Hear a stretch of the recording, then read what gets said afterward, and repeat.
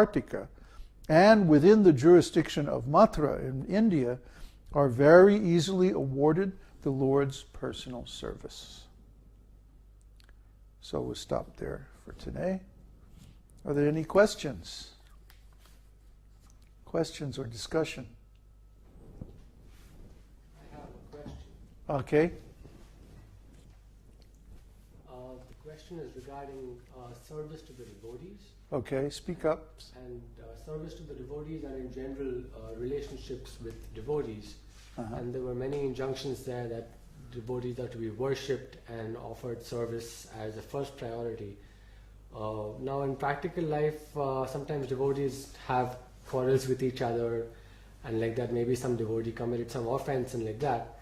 So how should devotees relate to one another in such situations? Should they still always be worshipped? Well, I mean, we don't really have quarrels, do we? I don't know, I think sometimes we avoid association with some devotees because of... See, this brings up the question, well, what kind of devotees are these that would have quarrels? You know, Srila Prabhupada, he explained that devotees agree. They agree on everything. Well, why should they fight? See? Especially pure devotees. If they're really pure devotees, they don't have any conflict of interest, because their interest is the same. It's to worship Krishna, to please Krishna. How can we fight if our aim is to please Krishna? There's only fight if our aim is to please ourselves. See? So if you have devotees on the platform of mixed devotional service, then there might be some fight. There might be some difficulty. Boy, how are they supposed to do that? Well, the best way to handle that is to become a pure devotee. Then you won't have fights. So these injunctions, when they say devotee, they mean pure devotee? Well, it implies pure devotee, because why would you want to worship someone who's still in material consciousness, you know? You know, like we begin and end the day by paying obeisances to one and all. This is very nice. And Srila Prabhupada taught us that to resolve conflicts, we should research the matter in the Shastra and discuss it until we reach consensus. And then we should also pay obeisances to one another to clear any offenses. So the neophyte devotees may not be able to execute this process nicely or properly. And they may, or worse, they may try to do the external part without actually coming to a resolution of the difficulties. This is dishonesty, see? And then they may go and separate without having actually resolved the difficulty. And then this is what leads to the separation and the dissolution of the devotional sangha, you know. Just like we had one member here who had some disagreement, but who kept it within himself, and he didn't discuss it completely until it was resolved. And so this problem built up and built up and built up, and eventually he had to leave. We tried to help him, we tried to correct him, but he couldn't accept the correction, and so he had to leave. Not that we forced him to leave. He decided to leave. You see how it works? Because he committed some offense against devotees. And the offense in this case is not being truthful. This is usually what happens. Usually neophyte devotees, they'll have some conflict, some argument, either over philosophy or over service or over politics or some nonsense like that. They're having the argument in the first place because they're not perfectly pure. If they were pure, they could easily come to agreement, because they would say, okay, what is the applicable philosophical principle in this case? And they would research the Shastra until they found it, and then they would accept the verdict of the Shastra, both sides. Okay, then it's resolved.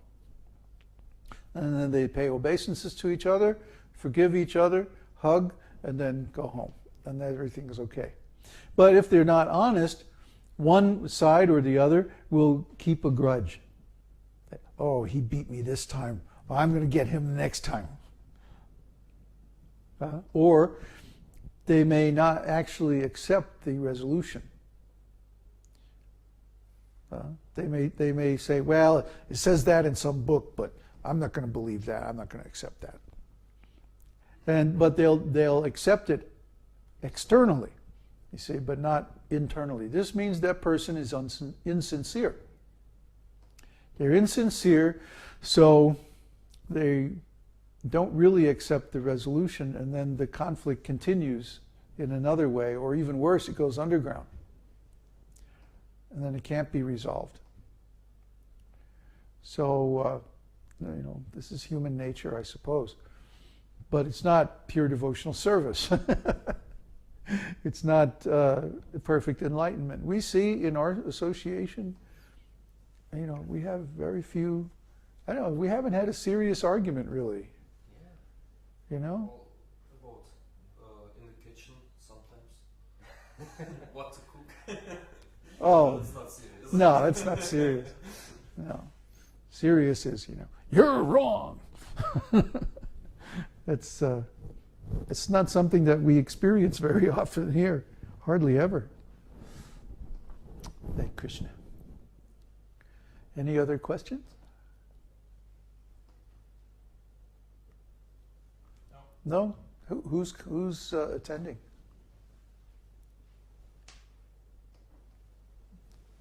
There's Devesh, Jeffrey, Alan, Jennifer, and Ashton, Krishna, Prapti, Marino, and Venu.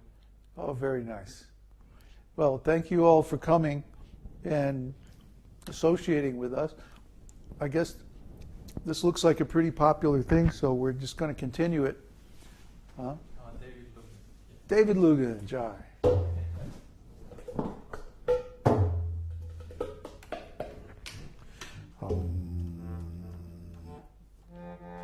Still an F. Amazing.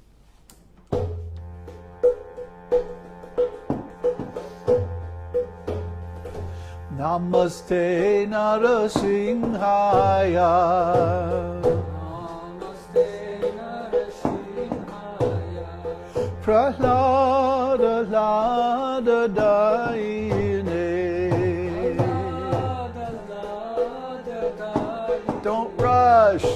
Hiranyakashipo Vakshahan.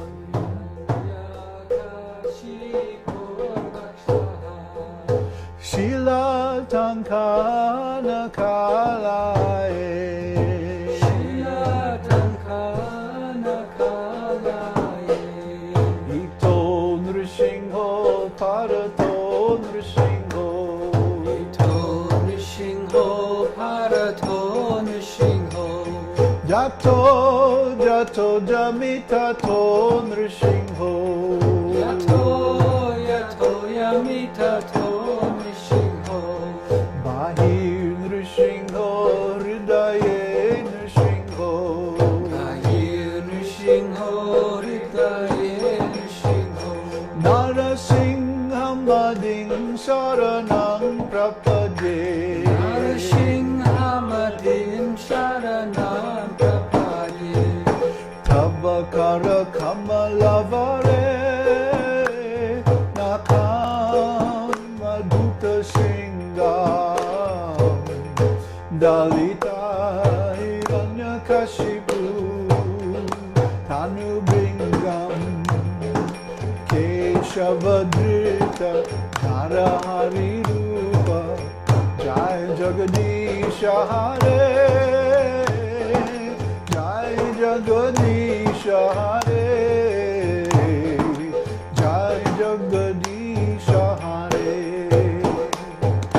Avakara Kamalavare Nakam Abhuta Shivam Dalita Hiranyakashipu Tanubringham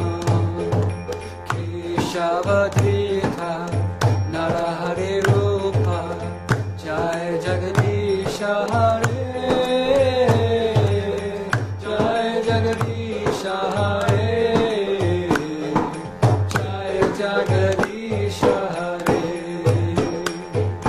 Avakara Kamalavare Nakam Adhuta Sringam Dalita Hiranyakashipu Tanubringam Keshavadrita Narahari Rupa Jai Jagadisha Hare